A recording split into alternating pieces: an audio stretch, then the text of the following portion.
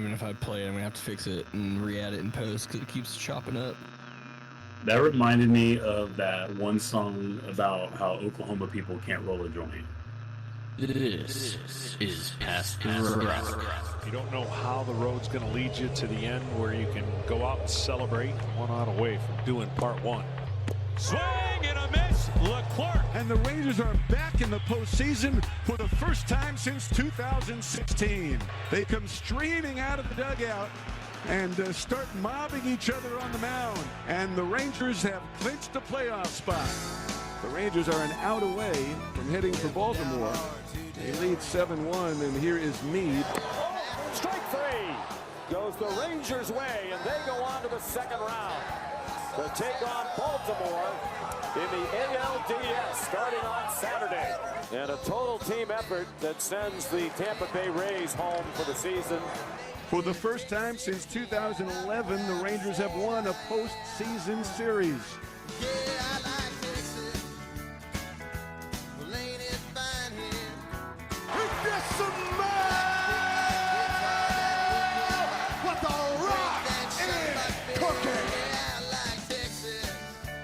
Recording live from 3 locations. This is Past the Rock.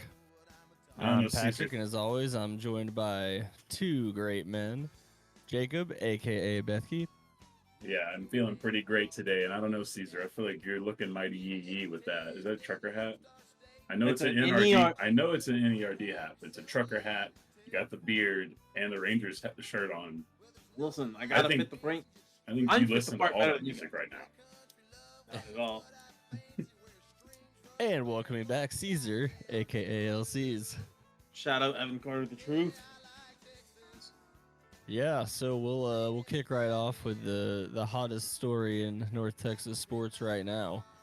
Your Texas Rangers, who had a pretty wild week, if I do say so myself.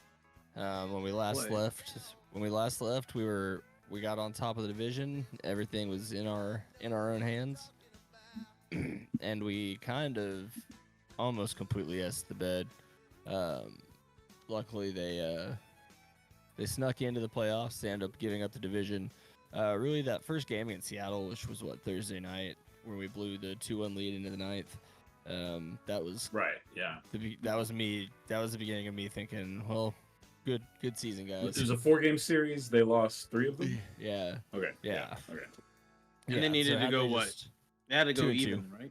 Yeah. They needed to win 2 games, or have the Astros not just sweep the Diamondbacks. That would have been nice too. Yep. Guess what? They did win 2 games in the playoffs, baby. Right. So we're still getting there, Caesar. There's a lot. The season ends with the Rangers in the second of 3 wild card spots. Not that bad. Playoff. I did spell out a doom bracket, and we avoided the doom bracket almost impeccably. So. I don't know, but anyway, so the Rangers got to go to Tampa Bay. So game 1 scheduled for Tuesday, which was yesterday. Game 2 today, and then game 3 if necessary tomorrow. All 3 in Tampa. But as it turns out, the Rangers just went ahead and continued their their undefeated streak in Tampa in the postseason. Yes, sir. Two in a row, 4-0 and 7-1. Back-to-back afternoon games, which is always the worst. Playoff afternoon games, because the MLB's like, yeah, now they're these markets, we don't want to give a crap. So 2 o'clock was what, first pitch yesterday? 2 o'clock local time. So 3 o'clock local time for Tampa. So for a team that already has trouble getting Dickie V was anyone to show up, it's really tough on a 2 or 3 days notice to get off work in time to be downtown at 3 p.m. Yeah, they're I think I overheard on the radio today that they have the 3rd worst attendance numbers in the MLB, behind Kansas City and somebody else. I can't. So the game 1 between Oakland. Texas and Tampa was the lowest attended playoff game since 1919. Ooh. That is over 100 years. It's not People great. doing the math. But hey, there's a new stadium on the way. And it's also, there's also playoff expansions. You're getting teams that wouldn't have normally been in, although Tampa would have, right? Yeah, they would have been the wild card in the old format, but they wouldn't have been hosting a 3-game playoff at home like that. Yeah. Why are you so opposed to this? Because I like it, obviously, for selfish reasons. It's good by me. It just waters down what the regular season means. No, the 07 Giants, bro. Come on. Yeah, I don't like that. But it's also different in football a little bit because they're playing 16 games, so I think you should have a more wide room for a margin of error for who gets in. It's fair. When you play 162 baseball games, you really shouldn't need any extra help to get in. And I know it benefited us this year, but fuck it. But we take it when we can get it. I understand for the money. I mean, if that's the system in place, you're not going to complain. I'm just saying in general. It's a true underdog story now. I liked having 3 division winners and then one other guy gets in. Remember how excited we would get every time a 7-9 team would get into the NFL playoffs? That's all anybody wanted. Get a beastquake. But yeah, I mean, and again, it's a whole different game. So yeah, some interesting stuff. Like we mentioned, the Rangers really bad against Seattle for 4 games. Not good. And then even game 1 against Tampa, we won 4-0, but the Bats didn't do a whole lot. We were 2 for 13 with runners in scoring position. I think we left 12 or 13 guys on base. And we only scored 4 runs because the Rays defense collapsed and there was 1 wild pitch. No, it was nasty, dude. It was watching them fall apart was not. I don't get any joy out of it because I don't have anything for Tampa Bay, but it was one of those things where, just like what we'll talk about in the football segment for my team, it was as much as I was happy about the Rangers, I was also thankful for some other entity giving me the opportunity to feel the pleasure I was feeling because I felt like it was a little bit of 2 things. Yeah, and it was reminiscent of the Rangers in 2015 against Toronto, where Elvis had 2 errors in the same inning, and just that's what I felt like watching the Rays. This is not who this team is, and it's benefiting us, so I won't complain. But lots of injuries, right? I didn't realize that. They had some injuries too. I mean, everyone does. Potentially, allegedly. I'm sorry. Who knows? Yeah, I don't want to. You got to say that was it. That was it. That was the only. I was just for the record, technically. Yeah. Allegedly. Just put a censor on that so it sounds worse than it actually. Ooh, actually, you probably should censor that word from YouTube's closed captioning system. Yeah. It's okay. It can't ever pick up what we're saying, anyways. But anyway, so even today we end up winning 7-1. But the offense still wasn't. There were 2 home runs. But even some of it was being benefited by Ray's mistakes early on. The one, the deep ball where that was the moment I was just like, dude, we got this. Is a great day. And I don't think we ended up scoring on that, right? I don't believe so, no. But then the next one, the next couple ones were outfielders. I have notes, but they're probably not very good. I think that was Tavares hit that one deep, and then I don't think he ended up getting brought in. No, all of this is basically just me live reacting to Evan Carter.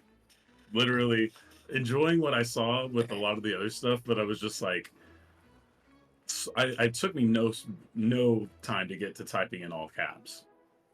And then even when the error happened, I was like, that's okay because Monty was pitching so well.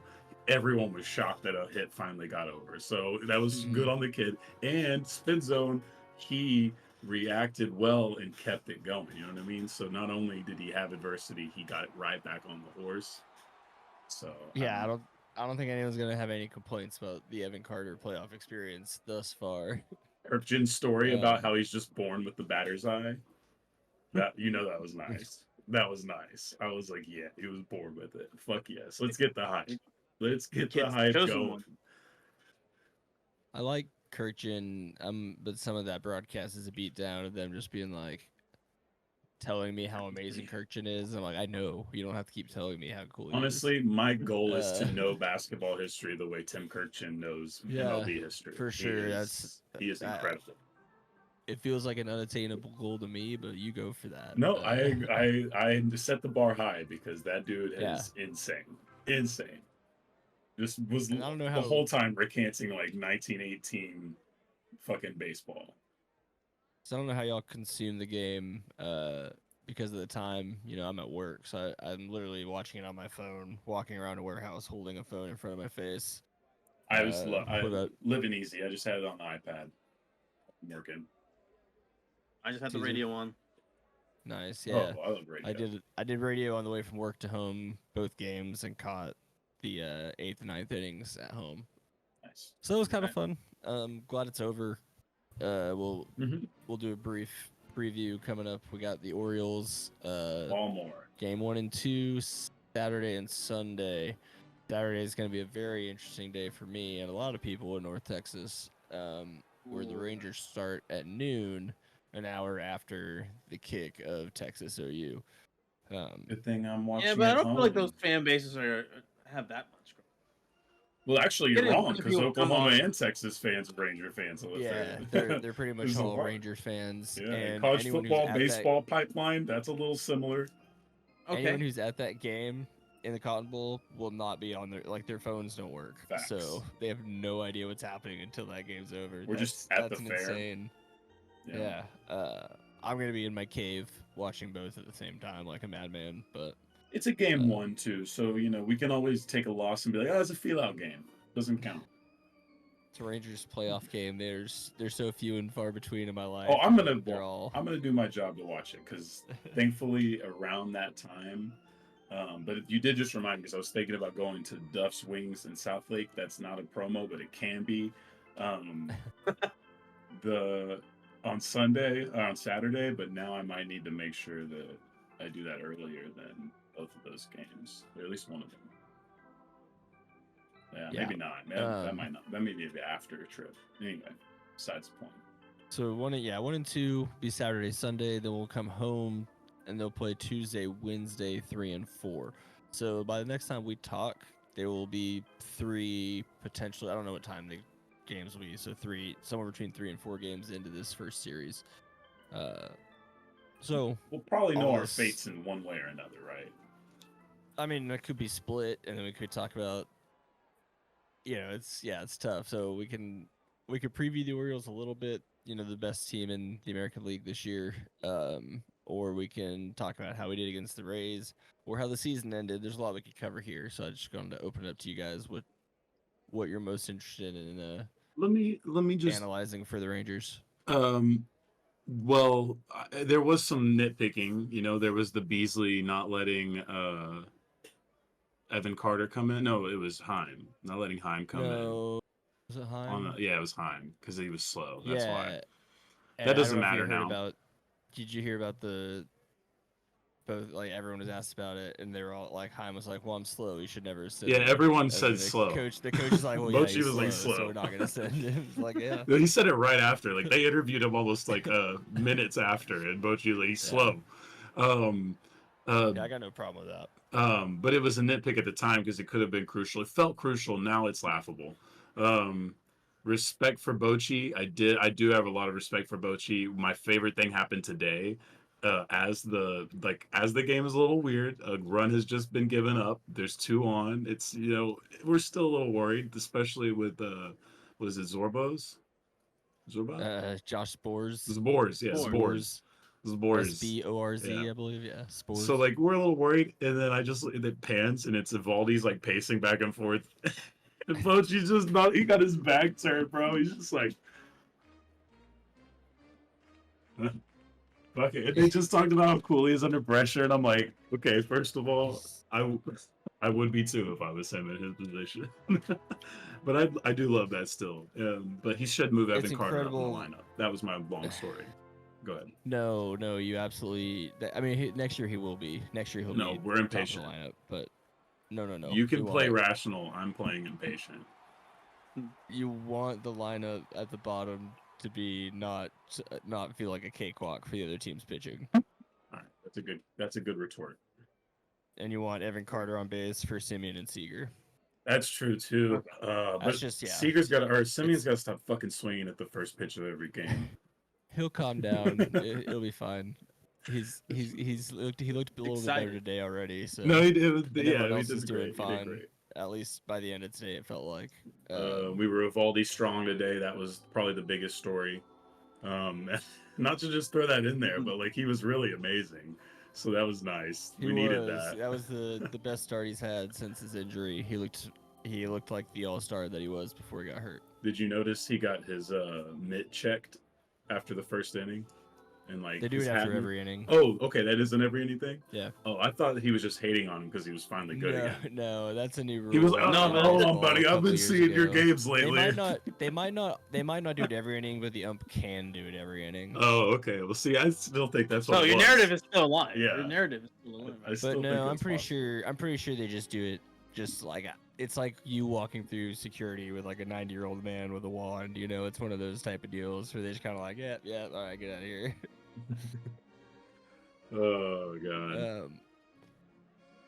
I think that's pretty much it. Oh, the Bruce Bochy has a big head story. That was the final thing.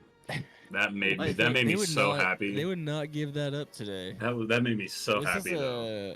This is like an ESPN deal, right? It was Ryan McDonough, a lady I'm not familiar with, but is very useful, and like I learned a lot from her in the last 2 games because they were both just trying to have a little competition. Also, dick riding. I get it. They were dick riding. You're right. I didn't really think about it in the moment, but when I look back on it, it was a lot of big time Timmy Jim. And I don't know. It just didn't sound. And there's nothing wrong with this. It just didn't sound like people who had all worked together for a while or anything. So I don't think that's. Yeah, it. Most of the time they just kind of assemble their whatever crew. Especially for these does Kirkjian ever fucking call games anyway?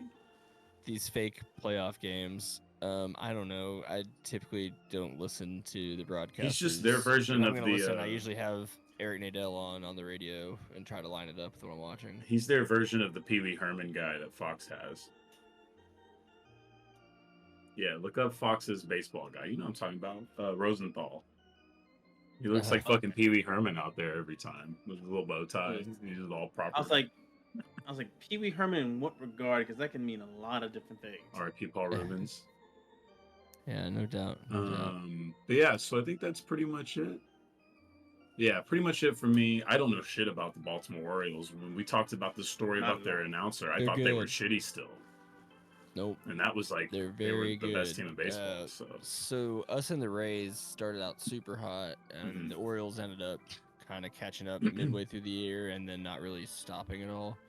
Respect. Whereas Houston kind of stumbled and kept with us once they caught up. And same with Seattle, honestly. So what's the biggest strength of that team? I mean, obviously they're good all around to have won 101 games, but better yet, what's their weakness? What? Yeah, I don't really know. They're because if I would have known Tampa was this like banged up going into it, and that they were talking about, and I don't know, maybe the ESPN broadcast was not knowledgeable enough, but they were talking about how some of these guys shouldn't even be on major league rosters necessarily. I mean, they have a super low payroll. They're kind of moneyballing this thing. A bunch of their a bunch of young names guys you guys are gonna know. Up, right? That's okay. So we have a chance to do a little magic, is what I'm saying. It's not that crazy that a team with no depth and an unreliable pitching can win this series. No, I mean if I'm looking at the roster, the only name that I know is James McCann. You should also know. Oh my god, who's their best player? No. Who's the guy I'm gonna be pissed off every time I see him come to the plate? Anthony Santander, maybe he's their best hitter. Or their power hitter. Because even this last one arose around the Rinka. Oh yeah, okay. I forgot they had Kyle Gibson, former Ranger pitcher. I'm just looking at KG. KG's a great guy. He was cool. I liked him a lot. I was kind of hoping we'd keep him around here. I remember the name. I don't remember the era. Not a good one. Not a good era. Right. That's probably the reason. Those things might correlate. They've got Adam Frazier. If you've heard of anyone, Adam Frazier's probably up there. Ramon Urias. I don't know, but they're a team of low paid, high quality guys. Yeah. So if us, the Rangers, whoever's pitching. I still don't really fully know who all 5 who we're running out. That's what I love about this team too. It's just fun. We're playing with house money now. You have to admit that. Luckily, we get these days off, and that'll maybe get us to restart with Montgomery for game 1. Have to. I'm mistaken. I don't know James McCann. I know another catcher by the last name. Brian McCann. Yeah, one. Yeah. Look at that. I don't know. I didn't know That guy anybody played else. like 15 years ago. It's been a little while. Not that long, but it has been a little while. It's been a while. Yeah, no, I feel like that's But pretty much. if our pitchers can get us through, if our starting pitchers can get us through 6, and our bats can just do what they do when they work, then we can beat anybody. You know, we scored the most runs in baseball. We hit the most home runs, I'm pretty sure. So when the offense is on, the only thing that can stop it is the bullpen. So that's kind of where we're at. okay. I love that and hate So- it at the same. Monty, Evaldi Strong, who? Heaney, Perez, then Fuck. started over. Dane Dunning. Yeah, Dunning is Dunning in the. Dunning. Okay. We gotta give Dunning a Forgot little about shot. Dane Dunning. We gotta give him a little So shot. there you go. somewhere. There's four or So 5 probably guys. Dunning, not Perez, Um, then in the 4. Oh, I this don't know. this pitching staff leads. I Seems think like Perez I has think been a it's- middle reliever now. That they prefer him in that role. Until Jonathan Gray got hurt and is out for the year 3 days before the season ends. Yeah. Then things get kind of again topsy-turvy. Max Scherzer did throw his first bullpen session. Yeah. Sounds like they were yesterday. teasing World Series though, and that's even I'm pumping brakes on that. Yeah, so I mean that's the the bats pace. would have to be so on fire for that to work. That's the pace, and that would be awesome. He's just been partying with his shirt off, popping bottles with the team, and it'd be great to Love see that. him be able to come back. If all of a sudden, you know, you get to the championship series in Game 6, Max Scherzer's ready to go, like I like that that could be narrative. huge. We're building that's a what I'm- program here. That's why we need to look at this as house money. We don't have any. There's nothing pride at stake here. If we lose to the Baltimore Orioles, no one cares. But we have to put up a fight. Getting swept by the Baltimore Orioles, we care a lot. Not gonna happen. But beating the Baltimore Orioles and then losing to the Houston Astros might be tough. would be worse. Might be tough. Oh, But that's Yeah. that's how you say we're building a program. This is y'all's last shot. Y'all are gonna go lose to the Braves anyway, bitch. Does that sound like aren't the Braves like truly pretty scary right now? Anyway, They're really good, man. so like fuck it, Best like player in just the don't, NL, so right? fuck it, just let Houston go get that ass whooping, and then they get their final moment of glory. I'm telling you, this is how you never write a know. narrative. The Rangers, with the way the Rangers offense is, if we catch a wave, if we're scoring 15, even the best teams in baseball aren't doing that every night. So, You ready to get heartbroken again if we do face an Atlanta juggernaut? Let's get crazy. that'd be fun. That'd be fun. I'd be very into going to the World Series again. I have no problem with that. All right, well, we can I dream. We can And still then if they dream. win 4 games out of those 7, I might net like $1,900. And so. then will you believe in the 07 Giants theory? I don't care about all that. I still want. What if the Miami Heat won last year? That would not affect me in You're almost right. any way. You're right. That actually was a bad one because they definitely didn't take the season seriously at all. Like they weren't a bad or a mediocre team or a hurt team. They were just straight up not giving a fuck until the end. They were gaming the Yeah, system. Last year's NBA playoffs were interesting in a way that they don't normally get. That's what I'm saying. The parody As far thing as is just seeding. always a narrative that you hear, and I think these leagues are really jealous and envious of the NFL for that like one key aspect because they can't really replicate the spectacle of a Sunday. Well, no one can. The any given Sunday thing, it's Yeah. impossible. But you Yeah. can, but parody ultimately, not to replicate it perfectly, but to obtain your that's- level of parody, whatever your And I would preferred say, level is. I'm going to use this to transition unless someone really has anything else they want to say about baseball. well, Caesar. this is kind of related to baseball. Uh-oh. Go ahead, yeah. Tyler, Oh, what do you say? remember that? So, the origin of the conversation we were having in the pre-show was when he was a commentator for the Fort Worth Who is Cats. he? Tyler Owens. Tyler? Momfro. Got you. Yeah. Remember what we were saying about the, anyway, he's saying a player on the Fort Worth Cats baseball team told him a girl was saying the phrase fuck me in my foot pussy when they were fucking. All right. Oh. Locker room talk. There's some context. Which again, what constitutes the? Well, so sometimes religious people like to look for different manners and ways to get out of like the guilt of sin, and so like this is one possible way. It still seems weird to add the P word to the end of that. You could just say feet. Your fussy. Your pussy. I still think feet's probably just got to be the way you go there. I don't know. That's I've never wrong. been in this situation, but The origin of the word pussy. Whatever people want to do with their pussies is their own business. again, It's America, bub. not no. Oh man. All right. Are we pro Dang. pussy here on PTR? We had a great transition. I'm not anti, but I don't necessarily think I'm pro. I'm just Right. indifferent. You're neutral towards the He's pussy. I'm agnostic. Switzerland. He's the Switzerland of pussies. I just, if that's what you want, but it's not what I'm going after. Just clean your feet. Athlete's foot is a terrible thing. All right. Probably. Yeah, I don't know. Never had it. Rex Ryan would love this conversation right now. Yeah, exactly. Yeah.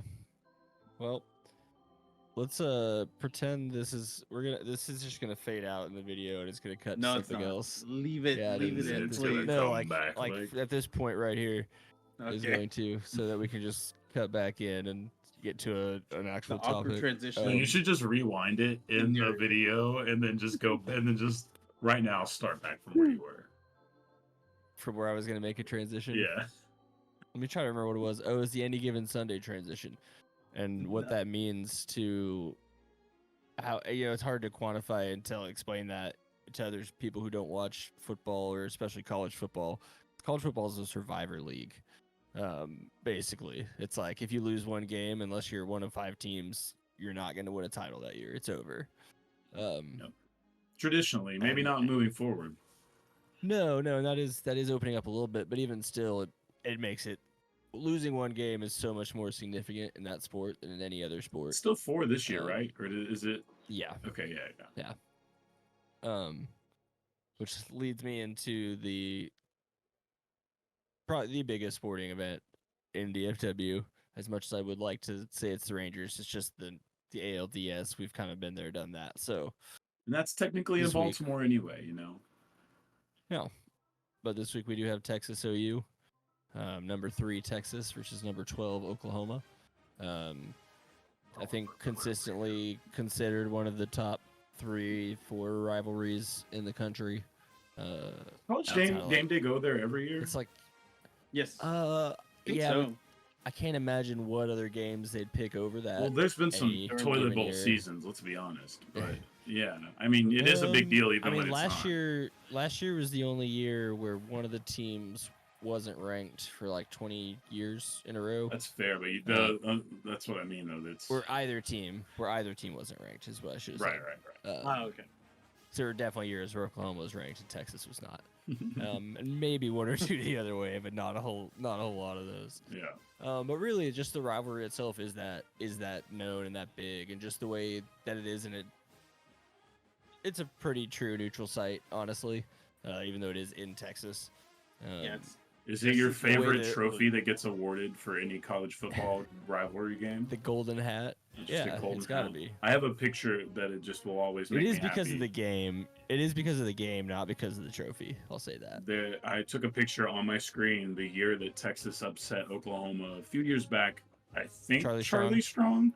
And There's a very famous Charlie Strong one, yeah. but it wasn't Charlie that was holding it. It was Greg Abbott in his wheelchair, holding it up as if it was the fucking grail of all grails. Oh my god. Still have that picture somewhere because it is the funniest goddamn thing I've ever seen in my life. I might have to dig It's a big that deal. up. I can't remember who said it. I think it was a Texas athletic director, like back when they were trying to work through, I think, Southwest, Big 8, Big 12, all that stuff.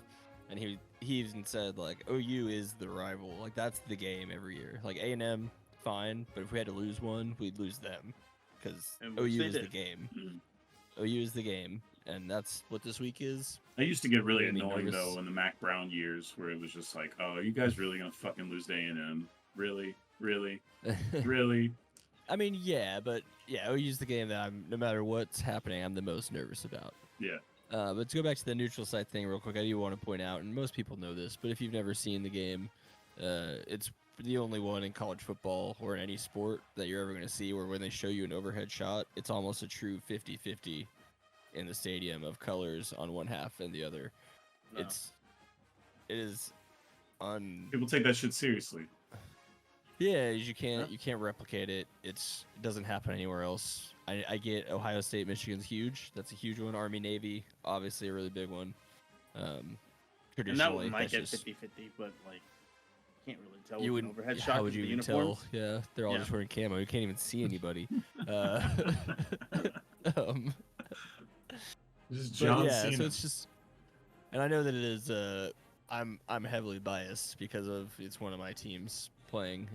But it's an incredible rivalry, and it's worth mentioning every year how great it is that they keep pulling it off. Pretty much the same thing every year at the Cotton Bowl for the last however long. It's old. I was reading today. I only barely know. I don't know a lot about the history of it, but the rivalry itself, the game is older than the state of Oklahoma, which is pretty funny. Wild. What? Okay, It was just Yeah, it was just a makes settlement sense. or a territory or whatever. that makes sense. Yeah. Okay. And then back then, Texas wasn't in. They weren't the Longhorns. They called them varsity. Oh, that So makes it's just sense. like varsity versus like Yeah. Oklahoma settlement well, frontiermen. I don't know what was going on. That is old as fuck. Okay. Jeez. Okay.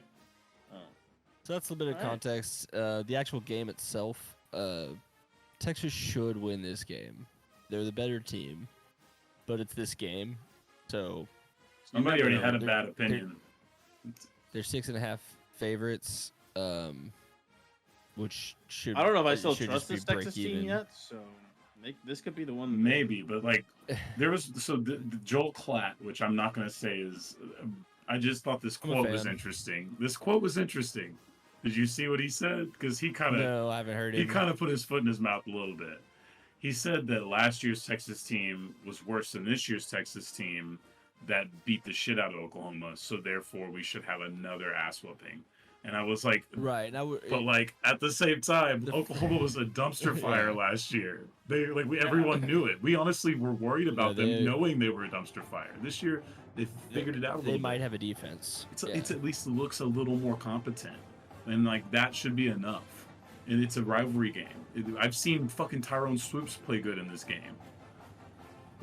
That's a fucking name. And I would even say even if Texas were 3 times better than they were last year, I would still not expect them to win 49-0. You should never expect anyone to win 49-0. That's just ridiculous. Yeah, that was Yeah, truly an experience. The overhead look of the stadium when they showed all the OU fans cleared out. If that repeats, as much goodwill as that dude has already got back a little bit, what's his name? Sarkeesian? No, OU's guy. Quinn Ewers. No, OU's guy. Oh, Venables. Brett Venables. Brett Venables. Yeah, Venables. You're right. So, yeah, VeggieTales guy. He's the guy. He's the one. He's like I really do appreciate some of the stuff I hear and see about him. So like I respect the shit out of Oklahoma, but if he gets his ass beat, that's gonna be tough. Even if they're good, even if this is the only loss they take, if he gets his ass beat in Red River, and well, no, because there'd be 2. There'd be another showdown, right? Or oh shit, is the Big 12 actually split in half this year? Right, yeah, so that's another Oh, aspect of this year's game especially is that I'm glad I stumbled on that. if whoever wins, if both teams win out, they'll play again at the end of the year. Cool. Which So they've then already done that once, right? Yeah, It's yeah. happened before, yeah. Yeah, Sam Texas Ellinger upset- got this. Texas upset them in the regular season and then lost in the championship game. Yeah, and that was the only time they've ever faced each other twice in 1 year. But That- the rest of the conference is so down that yeah. it's very possible this year. It is possible. Yeah, so I don't know what else with that game.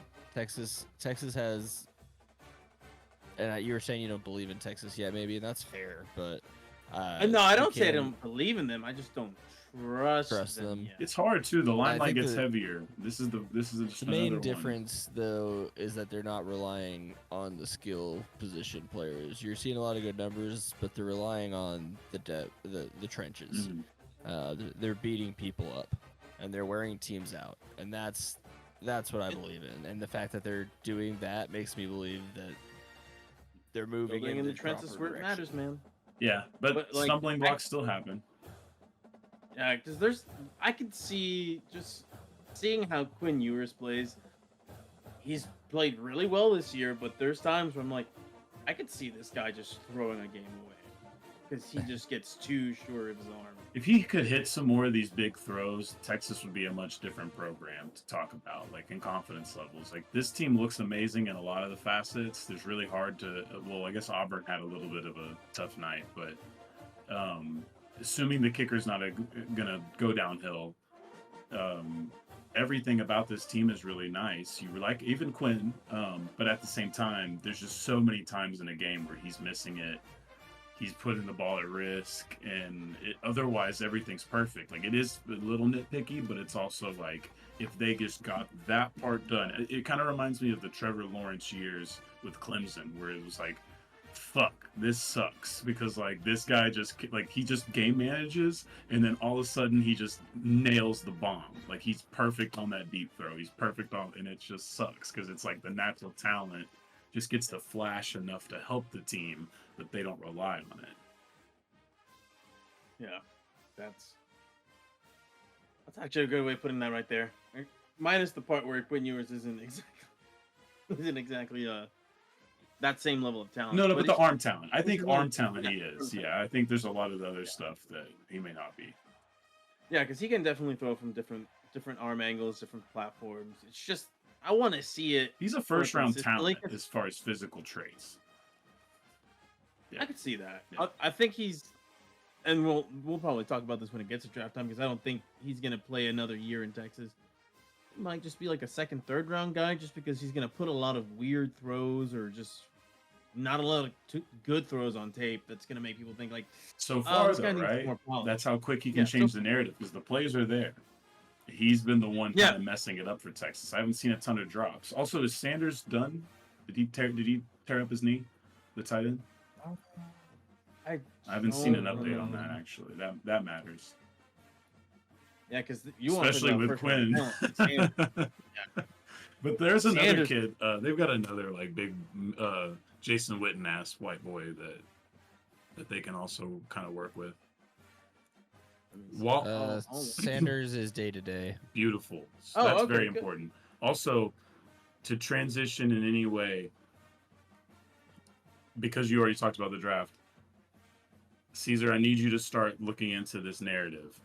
I know it wouldn't happen, but is it possible that Brock Bowers is going to end up the #1 overall player in a lot of people's like? No, bro, have you seen this dude? He's like a creative player tight end.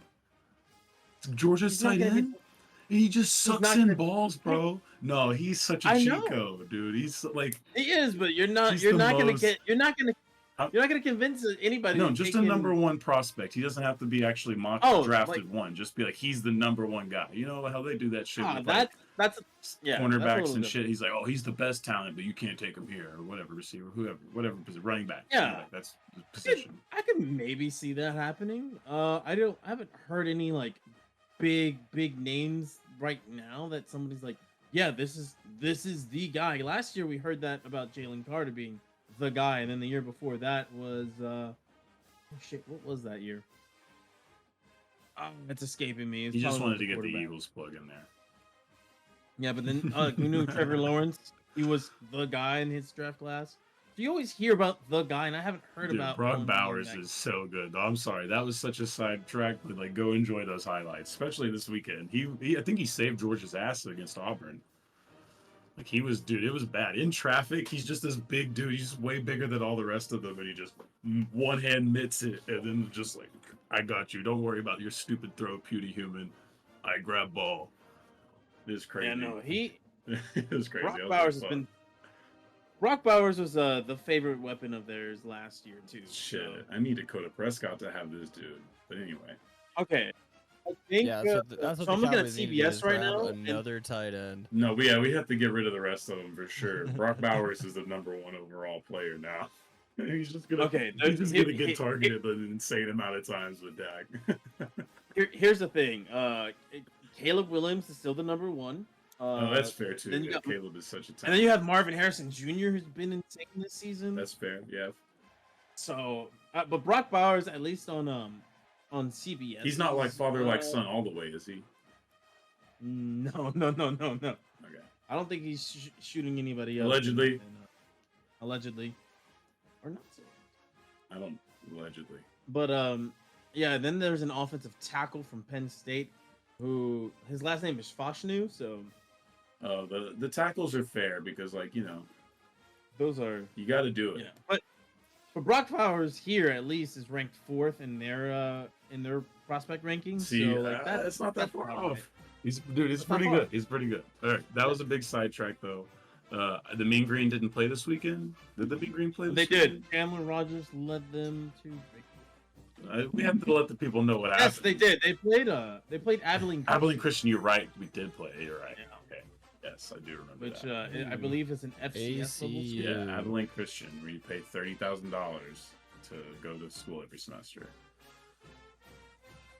Yeah. Almost So was I mean, they college won out that there. game, and then I think I saw the North Texas social media team retweet that Chandler Rogers got a vote for Heisman? What's that? Is it Dave Campbell? No, it's not Heisman. It's like Dave Campbell, Player of the Week, or the Davey O'Brien, QB of Davey the week. O'Brien. Yeah. Davey O'Brien's a end of the year QB award. I don't know if they've got a No, weekly. they have like a one. weekly they have like a weekly one, but I like that. where you can- Okay. Well, hey, Chandler Rogers, we're back in action. Yeah, this guy Him and is Stone legit. Durrell, they're gonna be all right because that's a good Stone Durrell's like a good Alex Moran type. Alex Moran. He's the party kid. This week's Pass the Rocks brought to you by... Nothing. No one. No one's paying for this. This is Pass the Rock. Yeah. It's free. That's the party school. They're the biggest party school in Texas, I believe. I think SFA has something to say about that. I might be wrong. You might SFA. be. In Steven the trees, man. It's out in the trees. Nacogdoches? I don't know what they're doing. I don't know. I've seen St. Marcos. I told people not to go into the pine trees. That's where you might find people you don't want to meet in Texas. You might find those old Texans. Like old Texans.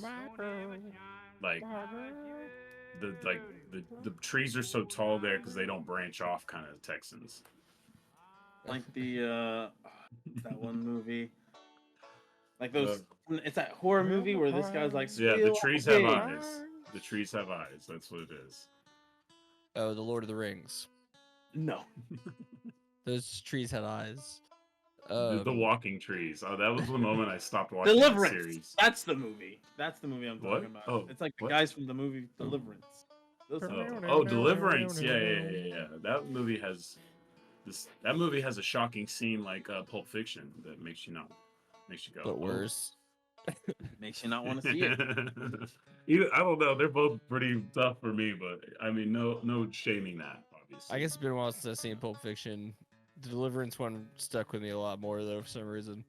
Maybe it felt more Pulp real. Fiction's quick. Pulp Fiction's quick. Yeah, it's quick, but it's there. Yeah. You know. Yeah. Either way, Deliverance. you know, it's like nothing wrong with consensual versions of Deliverance felt way more like it could actually happen to me. Yeah. Hey, and to make sure we're being equal, the same thing about the opening to Clockwork Orange. You know, fantastic motion That's picture. a tough one. Absolute brutal way to start a movie. oh yeah. Just brutal. Just intensely brutal. Kubrick's Anyway. like, you know what I'm gonna do. So I'm advocating that all versions of that are bad, not just to make that I clear. liked it when Yeah. South Park did it with George Lucas and Indiana Jones, and Steven Oh Spielberg. God. Yeah. Oh god. Oh, Okay, that I remember that. We're getting gotten scary hours. Scary hours. Let's Very far transition. off track. Alright. College football. This is worse. I think we pretty much hit the main stuff. Prime lost again, but they showed pretty hard against USC. It wasn't the worst. Yeah, they definitely made it a game at the end. So, is Lane Kiffin turning the SEC into the Big 12 right before Texas and OU join? One can only hope. What do you mean? Lane Kiffin is lighting up the SEC right now, and what's it called? Kentucky looks like they might be a player. Yeah, Kentucky versus Georgia is actually kind of an interesting one because if Texas beats OU and Georgia loses, I don't know, Texas passes both them and Michigan, but I mean they would have to. Michigan and Texas being back on top at the same time would be crazy. Sorry. Yeah, you're fine. I had to push a cat off of a air vent. Just never heard you that loud. I had to come in like that. I would need to see it personally. But yes, fuck the bullshit. That's what I say. Fuck and then the bullshit. There's an interesting run here where, because I think A&M has Alabama this week, and if they get past them, then all of a sudden they kind of have a shot at the SEC West, which gets them into the SEC title game. If you can get Texas and Texas A&M in the top 4 at the end of the year, you don't know how nervous both those fan bases are going to be for one of those potential games.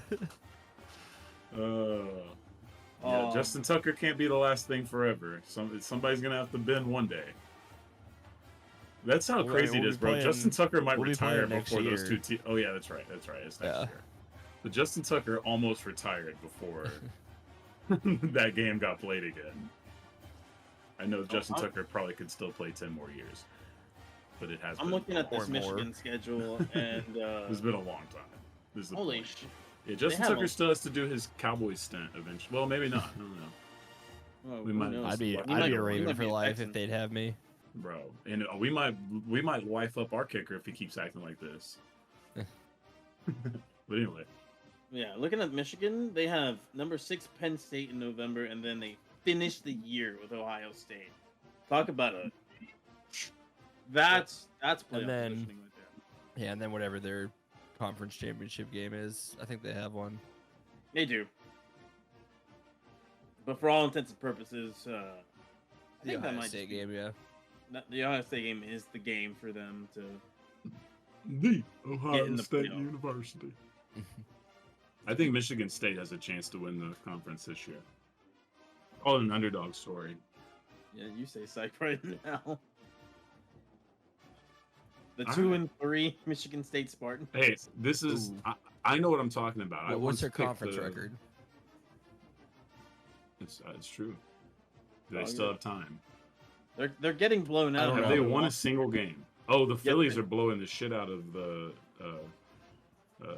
Marlins now. Somebody's about to eat some horse shit tonight.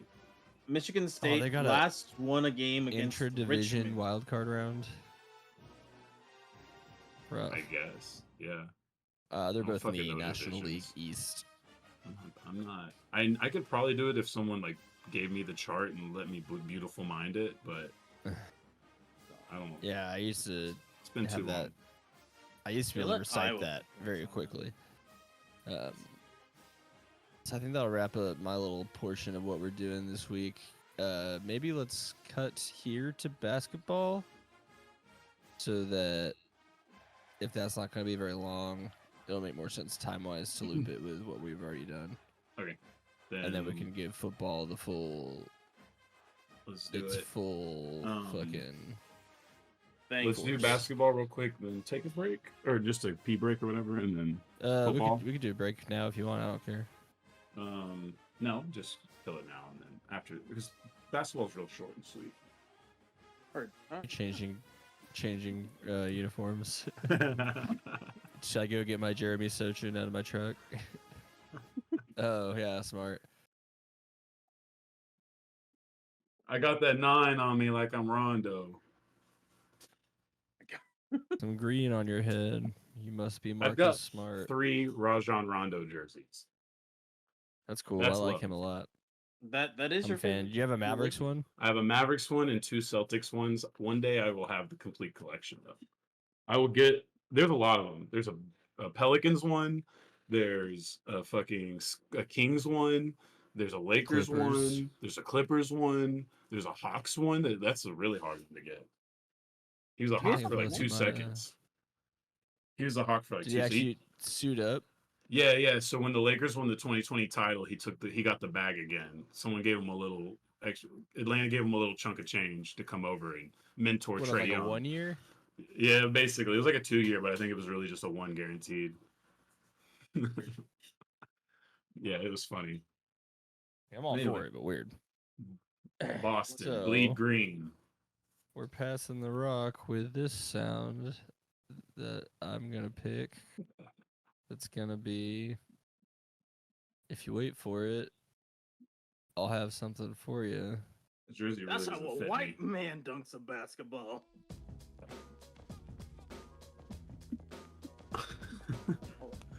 All right, are we doing it? Is it done? You did it. All right, Done. welcome, boys. This is what I'd like to call the weekly hoopla moving forward, where I just grab a bunch of random notes and give it to you guys in sort of a quick hitter fashion, the way they do on like Pardon the Interruption and shows of the nature. Starting off today, I got dressed up for the festivities yet again. Trade season, got to represent the Boston Celtics kid. The Rajon Rondo here. Got that 9 on me like I'm Rondo. Sometimes I have that 9 on me like I'm Romo. It depends on the day. For the next segment, I might have that 9 on me like I'm Romo, actually. But the first thing we need to talk about is true Drew Holiday heading to the Boston Celtics. Your boy called it. I think I said the Boston Celtics like 3 times last week, even though I said other teams. I was like 3. I made sure to put Boston in there as many times as possible, because I wanted to say it without actually saying it, so that I could be right and also hedge my bet if I wasn't. Because that's how the greats do it. Portland in this deal, and this is basically the completion of the entire Dame Lillard deal, gets Robert Williams, a great backup big for them for DeAndre Ayton. Potentially could start alongside DeAndre Ayton depending on how they want to roll out the lineups. He also sort of has a lot of injury history, so giving him up wasn't the wildest thing for Boston, but if he does stay healthy, that could be a massive get for them, even if they don't keep him, if they move on from him, whatever. But it does seem like he's in the plans, at least for now. The other guy who's not, Malcolm Brogdon, definitely looks like he has a handshake agreement with the team to make nice until he's moved at a later date. But he's been a 6-man kind of guy before. He's done it. He's a combo guard. So that actually will be great for them to have to start the season. And then obviously they can get more assets from that, especially if he plays well. Also, rocking number 92, I guess because of his birth year. Didn't look, but I'm a 92 baby, so respect.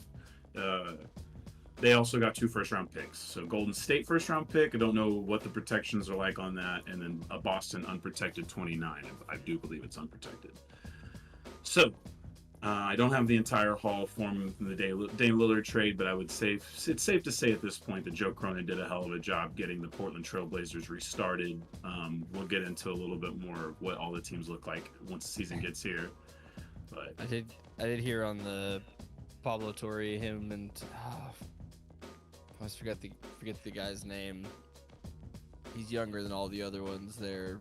He's kind of I don't know, but he's a Miami Heat guy also. He was just calling Cronin an asshole the whole time. Oh, I've got some Cronin content. Actually, let me go ahead and bring this back. It was at the bottom of my nut graph here, but I'm gonna go ahead and bring it all the way up, okay? This is Joe Cronin had a funny ass way to sort of end this whole back and forth. We covered it a little bit on some of the drama lines that had come out of this story.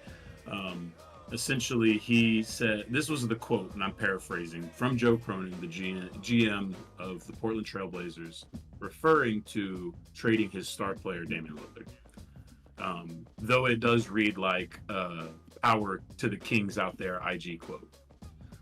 Eliminate the emotion, the frustration, fatigue. And most of all, don't settle. Don't let yourself settle. Fair enough. So I love how much boy drama this has gotten, because it's just so funny at this point to me that grown men are putting these quotes out there about trading other grown men to other teams for other grown men. At this point, it is a little funny when you kind of put it all into perspective like that. But obviously Dame did a lot of shit talking on his way out the door too. So all's fair in love and war for me. He released a whole 4-minute song. He did. And he also released a diss track via Chris Haynes' reporting. And it's always funny that Dame Lillard's like, why would you guys tie that to me? That's only the guy that I go to with everything I tell. Anyway, that's the story on the trade news. There's probably still some more trades to come. In fact, there's one we'll get to in just a second, but I did want to talk about some of the not so cool news because we're not going to bury any leads here. Josh Primo is back in the NBA and only has a 4-game suspension as a result of an investigation that basically figured out nothing, and that's why they came to the conclusion that 4 games is all he deserved. So that's not awesome. He also did miss a whole year, basically. And that's essentially what they did with Miles Bridges. I don't know if you can apply. Yeah, I don't know if you can apply retroactive punishment like that. But they basically did already. So yeah. I'm not saying I want him back in the league, but I can understand the position of like, look, we don't have anything here to really do anything else. So I think that was the harder part of this story is that there essentially was an investigation that figured nothing out from what they announced. So it was like, okay. So he's fine? Like what? And he's not just out there beating his chest either, being like, I'm innocent. We'll see what happens when he starts playing again. But maybe because he handled himself in such a quiet manner, they were happy to be like, all right, we'll try again. Well, he is a two-way player for the Clippers. I guess I'd say that formally. Clippers are the team that decided to take this publicity hit. And it was risk genius the way the NBA did it, where they first announced his suspension, and then like the next week on Friday at like 4 p.m. the Clippers are like, oh, by the way, we signed Josh Primo. I mean, the NBA news dumps on the Friday news dump is an Adam Silver favorite. He's been doing this forever. I don't even know if that's like. I don't even think it matters anymore. I think they just do it out of habit. Yeah, we have a 24-hour news cycle now. Like, business people are slow to understand that real people exist on a different wavelength than them because they're like, bro, like we're like up here. Like, we're thinking like that. All their fans are on Twitter 20 all hours the time. a day. It's insane that they think they can run from us at this point. We're worse than Swifties. Well, I guess the idea is they're not going to be in the office to answer the questions for at least 72 hours or whatever. That's the big part. Yeah, that's the big part. Yeah. But yeah, so that's it. Primo's back. He'll be on a 2-way deal. The Clippers do have a need at that position. Anybody would have a need at a fucking talented young guard that such high reward. Right. I mean, it's honestly not that high a risk. Like, just don't do that again. You probably won't. For something most people will already have forgotten about, except for the people just still beating their chest to beat their chest. We still don't 100% really know. Like, you know, I feel you, and if I'm being honest with the viewers, I'm not saying you guys. Again, I'm just saying we don't really know. No, I know, and trust me, there's worse in NBA history. That I can promise you. Guys that got away with it. I'm happy to not have to try to compartmentalize that for my team, but yeah, your team is the one who did the thing they're supposed to do in the situation. Even if I guess they kind of get screwed in the long haul from an asset standpoint, it doesn't really matter because maybe. But I like to think that it's one of those things where like the league's like, all right, later on, you've built up enough good stock. Here you go. We won't punish you as bad for this or this. And it's a culture thing. Spurs want to keep this culture moving forward even past another coach, so it's imperative to not chip away at that. I don't even think Primo is going to be too upset about the way the Spurs handled it themselves. No, honestly, he's probably in the best situation in the world. He gets to play for the Clippers on a 2-way deal with low. He has to go play in California. Well, honestly, he might have to go play in Ontario, I think, is where they're at now. Is that the Clippers? Yeah, they just moved the G League team somewhere else because it was Agua Caliente, which was just somewhere else in LA, but they moved it to Ontario, I believe. I believe it's Ontario. Yes. Their team was called Hot Water. Agua Caliente. Yes, there's like a part of LA or something that goes with that, and that's where they played. So, anyway, Primo's back again. Steve Ballmer has Oh, they're essentially they're in Ontario, California, which always gets me.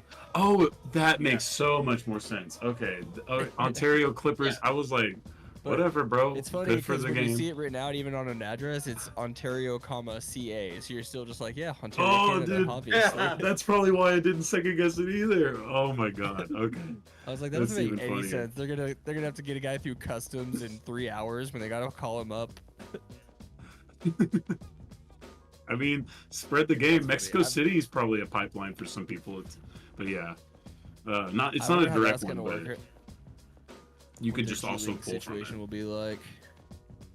But yeah, I don't know what they're gonna do with that. But this was really the first Donald Sterling-esque move for Steve Ballmer, or is it? Because he did extend Markieff Morris, who or Marcus Morris rather, Marcus Morris.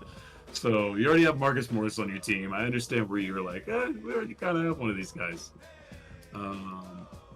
Speaking of another team that just is in complete what the fuck mode at all times, the Charlotte Hornets have been notable for many reasons. Famous YouTuber, Mr. Beast, I guess the #1 YouTuber of all time at this point. That's a very unofficial rating, but I guess technically that is the accurate truth here. I think He has Those some accumulative subscriber count. likes. Yeah, he and his company are sponsor or the jersey sponsors. So instead of where this little Adidas is on my shit, it's gonna be the Mr. Beast logo, whatever fucking brand he has. I think I prefer that to most of the other brands involved. So We've seen a lot of I don't know interesting anything about ones. him really. I've eaten his burgers before and they're okay. That's good. I've had the Mr. Beast candy, which is standard. Nothing So special. there you go. Again, I don't know. Don't have much of a feeling on that. I heard him called a douchebag a lot, which was interesting. But either way, I thought it was a funny concept that this is where they would go, especially with LaMelo being their like star player. But it is kind of smart. Maybe it appeals to the young kids. That and just like if someone's got the money for you and they're not a toxic brand, like he's obviously a solid brand. We've already seen so many hilarious versions of these patches. Like, and Bumble's probably one of the FTX funniest, but like, I don't think they Bumble were Home. I don't think they had a jersey patch. They just had the No, they arena. were a stadium. No, we've had a lot of like fly-by-night kind of like Bitcoin-ish kind of bullshit companies or like online merchants that have like, oh yeah, and then they just fuck off. Like, remember 5 Mile? What the fuck is 5 Mile? So Like anyway, the prequel to 8 Mile. I guess so. The Mavericks had on their jersey for a couple years. Yeah, which still doesn't make sense to me that they just can't get a local company like AT&T on their pouch. But anyway, I don't want to go too crazy on the Hornets. If anyone wants to look into it, Mr. Beast, MJ is now a part of the Forbes 400 because he sold out, even though he still controls the thing, which is amazing. Great for you, MJ. And Kai Jones' entire online footprint is a very Chandler Jones-esque situation. Don't know if there's a relation there.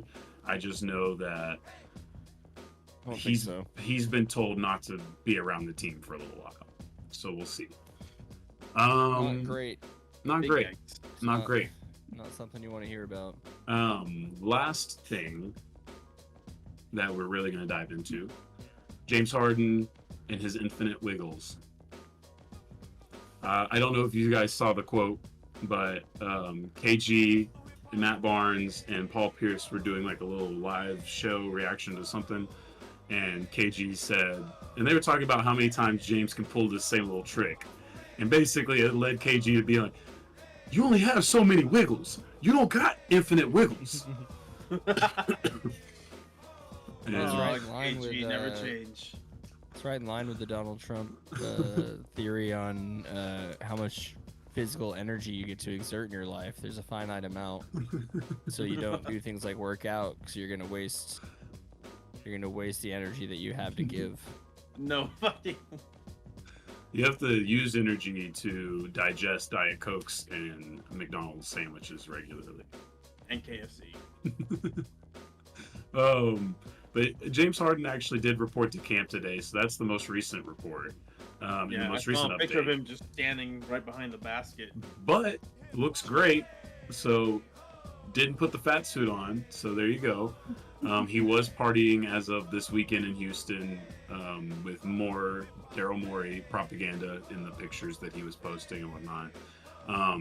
But ultimately, there was only one note that I thought was funny to me about this that I really wanted to talk about.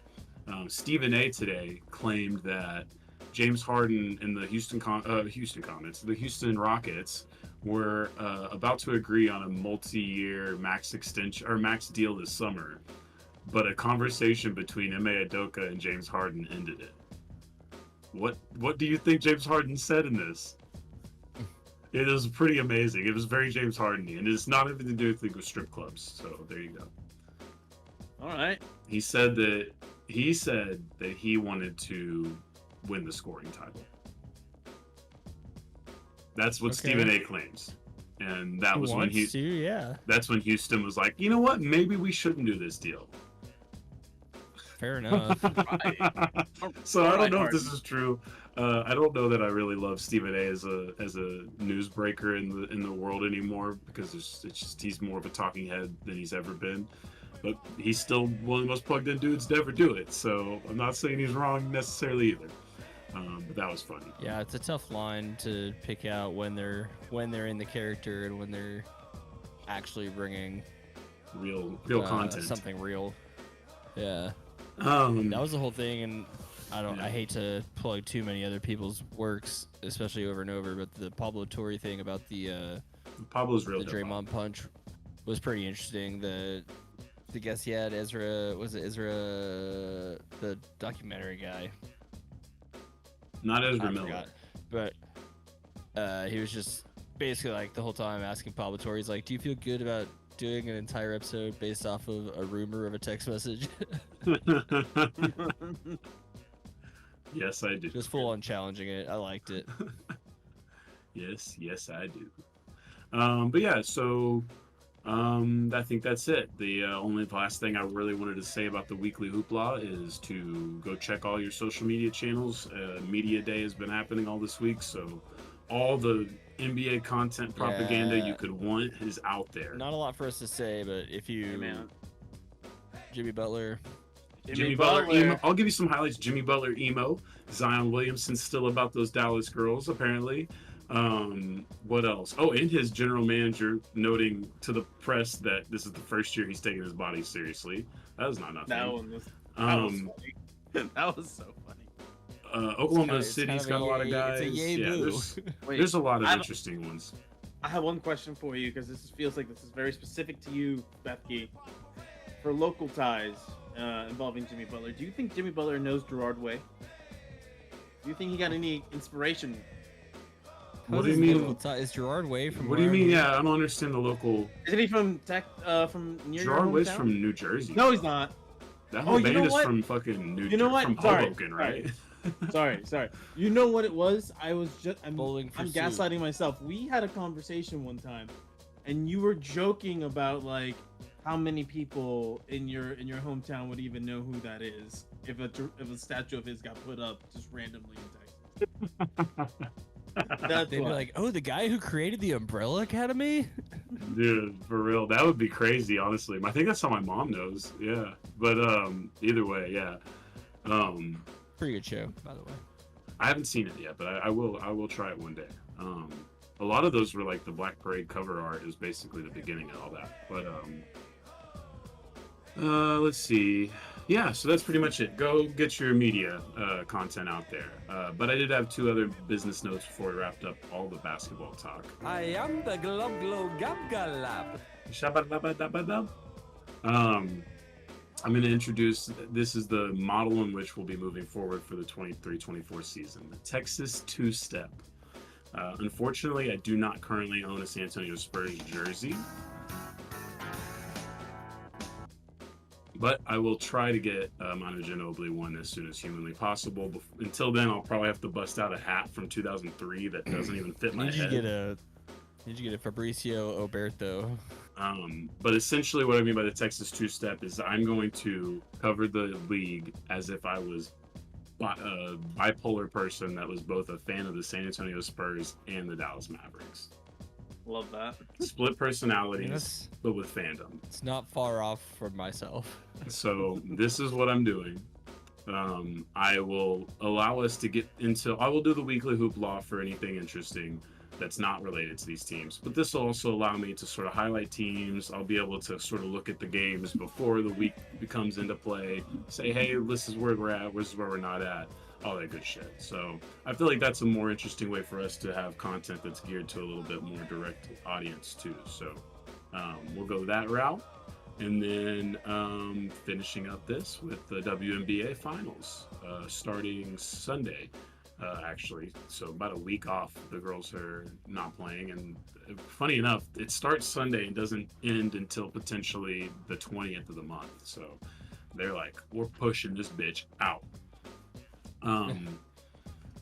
Rest in peace to our young Dallas Wings. They were swept in the conference finals or semifinals, whatever you want to call it.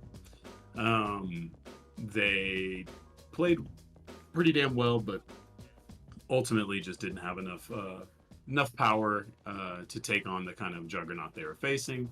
On the other side of the bracket, the Connecticut Sun were a very defensive-oriented team, sort of had the Russell Westbrook to the Kevin Durant situation going on. And just like in that situation, Kevin Durant won, where Jonquel Jones came big in the last 2 games in Connecticut, her old team, and sealed their fate. And now we have the dream matchup the league wanted from the start of the season. The Liberty and the Aces, the 2 super teams, they will square off. I don't have any of the other notes on the head-to-head. I'm pretty sure the Liberty won the head-to-head, but I don't think that means a whole hell of a lot. Both teams, I think the best thing is that you could argue they're playing their best basketball right now. The Aces are starting to show a little bit with some age, but they're still so lethal at the top end that you just kind of don't worry about it as much. So yeah, I'm excited to see it. I think my prediction is Aces in 5, but I definitely will be excited to see if the Liberty can pull this one off, because they're still going to be pretty considerable underdogs, I think, as talented as they are. So we shall see. Best of 5. 5 or 7. Best of 5. Yeah, they're just doing 5. It's pretty spread out though. So Sunday at 2 is going to be game 1. Then it's going to be Wednesday, Sunday, Wednesday, Sunday. So no, Wednesday, Friday. The last game's on a Friday. I like That's a potential game if it goes that far. I don't think this will be a quick series. This has, even if a ref has to do something. So far? I don't know. I was thinking that myself. My guess is just coverage, because you're only really competing with baseball anyway right now. Might as well. But even then, but then there's Sunday games. There's 2 Sunday games, yeah. So that's a tough one. At least you did 2 Wednesdays and a Friday. That's a pretty big win to me. Even with baseball to compete with, that's 2 different markets. Preseason hockey and basketball, NBA. I don't know what kind of numbers either of those get that worry them. I think that's a niche thing. Anyway. Arena for games. I mean, they have preseason games. Yeah, but you got the Mavs in fucking Abu Dhabi right now, so they do world tours, and I think the Mavs are home games. That have actually the Mavs are. You're right. The Mavs are doing Abu Dhabi and then Real Madrid, I think, before they come back. I think they're on a little tour. Yeah, I should know that. I'm half a Mavs fan now. All right. So I'll be better about. I will start thinking that this is just something I kind of cooked up. I don't think even half a Mavs fan is gonna wear any type of Rondo jersey, but. Oh, I know. I was walking around Boston in a Mavericks Rondo jersey, and Payman was just death staring me. He was like, I know you, so I'm letting that go because you're wearing a Mavs jersey. That's what makes me the most happy. He's like, but I see that jersey and I'm mad.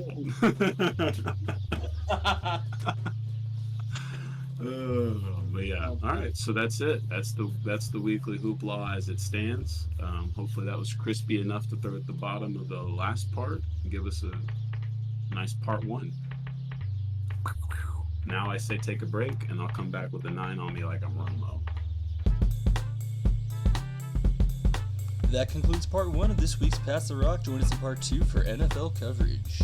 This is Pass the Rock. But we see it for what the fuck it is. Y'all see this shit? Share, fucking share. Share, fucking share. Adjourn your asses.